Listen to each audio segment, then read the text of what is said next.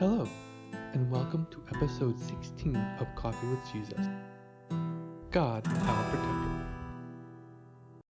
I am your host, Todd, and in this episode, I would like to talk about how God protects us and keeps us. Before I begin, I would just like to touch on a few things. I mentioned in my last episode how I do not have any sort of recording studio or recording area or recording really equipment where I am right now. I will be doing my best to edit the audio and remove as much background noise as possible. However, you may note that while I'm talking, there is still a little bit of background noise. So I apologize in advance, and I hope that in spite of that, you will be able to enjoy the episode. I would like to start by reading one of my favorite Psalms. Psalm 91. This is a psalm I read whenever I do my quiet time. Whenever I do my own personal devotions, I always start by reading this psalm because it's a reminder to me of how God protects me and my family. If you're watching this on YouTube, you may note that some of the pictures that come up as I'm reading don't match what I'm saying. I will be reading from the 1984 New International Version. Those of you watching on YouTube may notice that some of the pictures that come up while I'm reading are from different versions. Psalm 91. He who dwells in the shelter of the Most High will rest in the shadow of the Almighty.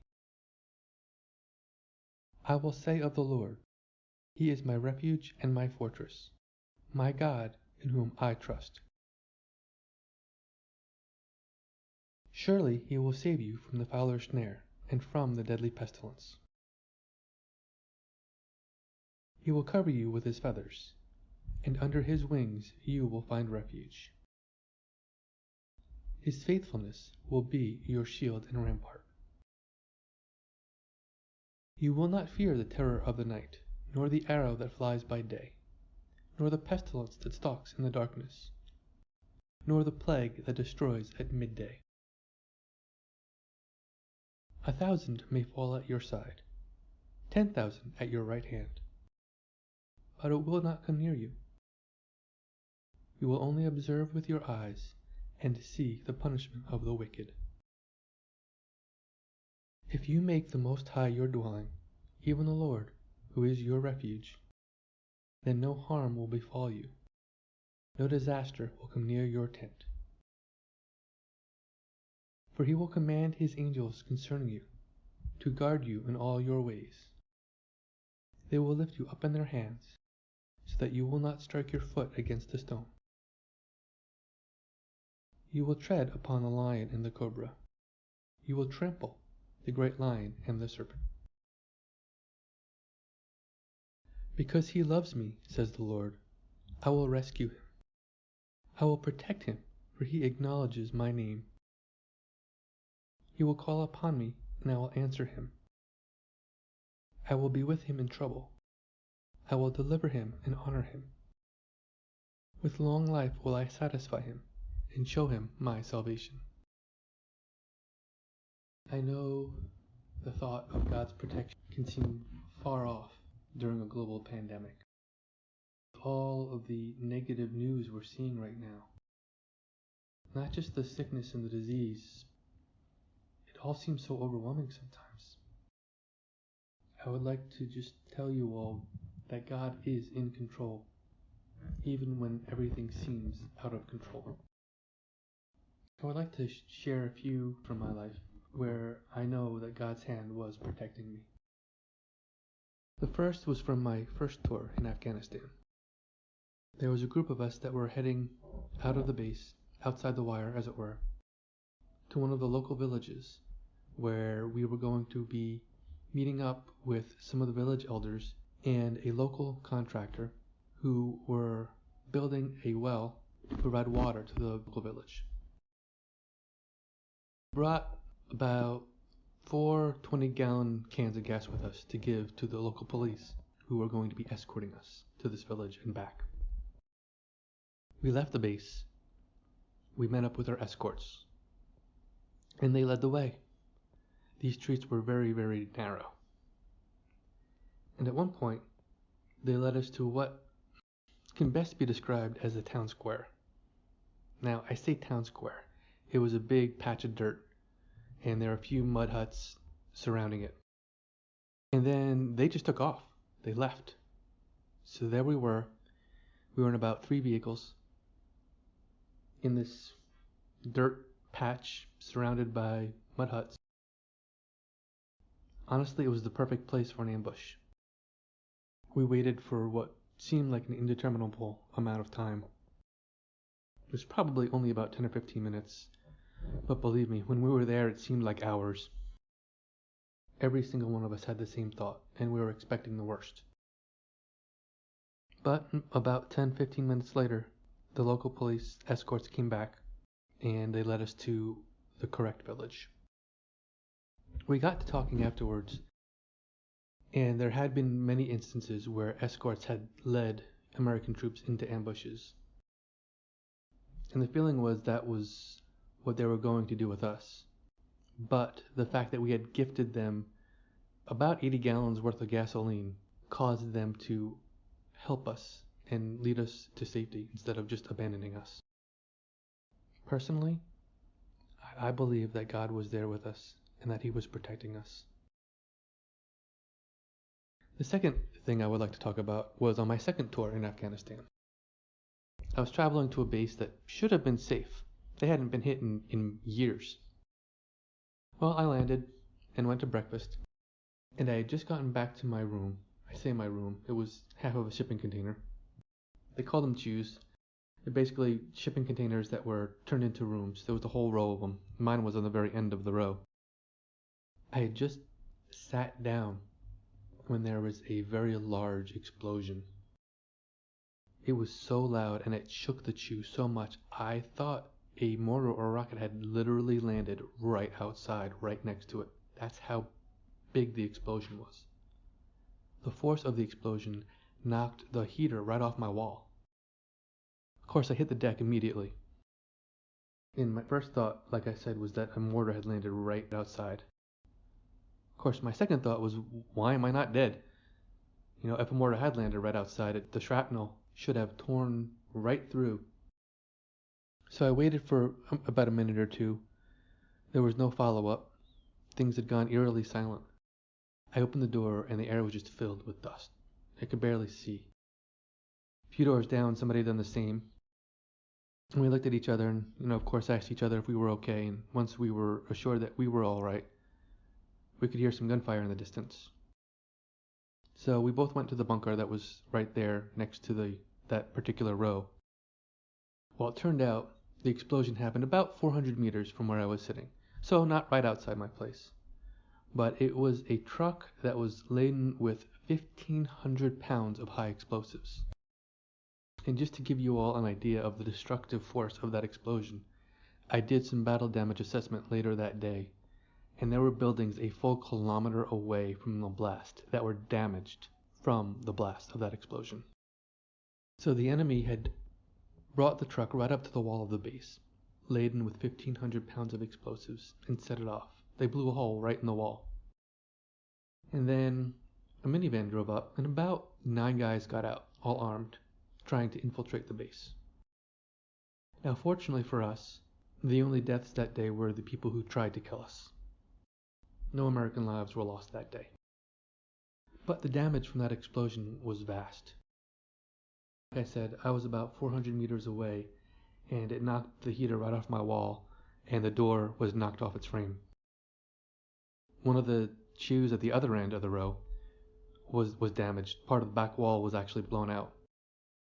There were buildings that were damaged up to a full kilometer away. While I was doing the battle damage assessment, I found some pieces of the truck that had exploded, a couple hundred meters from the center of the explosion.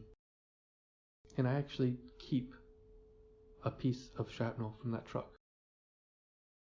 When I was working in Texas and when I was working in Florida, I would keep that piece of shrapnel on my desk as a reminder to myself of God's protection. Because God was looking out for me that day. He was looking out for all of us that day. I would like to give one other example, and this is something that happened just recently. Well, one morning last week, we were driving in and we had just gotten onto the highway. And a car was driving very fast. He came from behind us, and just as he got ahead of us, he had a blowout. That caused the driver to lose control. He started swerving erratically to the point where he started to ricochet off the concrete barriers from either side. The car was very messed up. The biggest collision happened maybe 50 meters in front of us. Before the car hit that barricade, pieces of the car went flying off of it.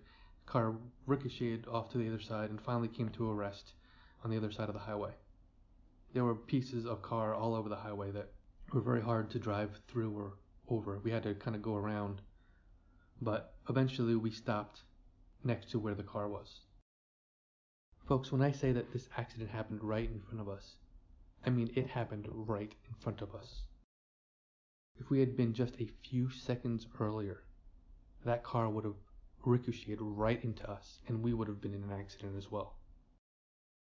The car that lost control was in very bad shape. The whole front end was smashed in. The tire that had blown out was dented and pushed in. The back of the car was dented, lights were busted out, the trunk was pushed in. I mean, this car was in really, really bad shape. The driver was in remarkable condition though. He was alert, he was ambulatory, he did have a gash on his head, but it wasn't too deep and it wasn't too bad. So we stopped to provide aid if we could. My coworker had called their emergency number, and I dug through my backpack. The only thing I had was a pack of travel tissues, but they worked as makeshift gauze in that situation. So he was at least able to have something to put on the wound and press down until the ambulance had arrived. But in this situation, God had protected myself and my coworker, as well as the driver of the vehicle that lost control. Like I said, if we had just been a few seconds earlier, that car would have smacked right into us. I think that the timing in this was God. Had we been a few seconds earlier, we would have been hit. But we weren't. However, we were in the perfect place at the perfect time to stop and aid the individual who had lost control of his vehicle. I was able to provide some very limited first aid while my coworker was able to call for proper help. A few minutes later, the ambulances and the police had arrived, and they had been able to take care of the scene. I do believe that God is involved in our lives. And that's not to say that He's there pulling the strings and He's making sure that everything happens exactly. We do have free will and we do make our own decisions. But I do believe that God is with us and that He protects us. His word is filled with promises of His protection. And I have been in many life or death situations, and I've come out alive. God has protected me. And I believe that God will protect you too. That's not to say that we can go out and intentionally put us in situations. In fact, when Jesus was tempted by Satan, Satan actually quoted from this very psalm. He quoted from verse 12 where it says, "They will lift you up in their hands so that you will not strike your foot against a stone." And Jesus responded with scripture as well. He said, "You should not put the Lord your God to the test." The point being that yes, God is our protector and He will protect us. But that does not mean that we should intentionally put ourselves in situations where we need that protection. That doesn't mean we can just jump off a cliff and say, "Hey, God's going to save me." Okay, that's an extreme example, but I hope that you all get the idea. God will protect us, and we just need to trust Him. I know the world seems like it's falling apart right now, both on a macro scale and on a micro scale. I know individually, a lot of people are going through situations where it seems like their world is falling apart. Nothing seems to be going right. Everything seems to be going wrong. It just seems like it's one thing after another after another. But I would like to tell you from experience that God is with you. I would like to tell you from experience that God will take care of you, that God will help you. God is our provider, and God is our protector. So please just hang in there. Trust the Lord. Know that He is working for you right now. He is protecting you right now. If you are going through a difficult time right now, I would like to encourage you to please reach out to someone. God is with you, and God will bring people to help you as well. God will take care of you. Sometimes He intervenes directly. Sometimes He does it through other people. So don't hesitate to reach out for help if you need it. What you're going through will end. But while you are going through it, God will be with you, because God is your protector. Thank you for listening. Thank you for watching. I will see you next time.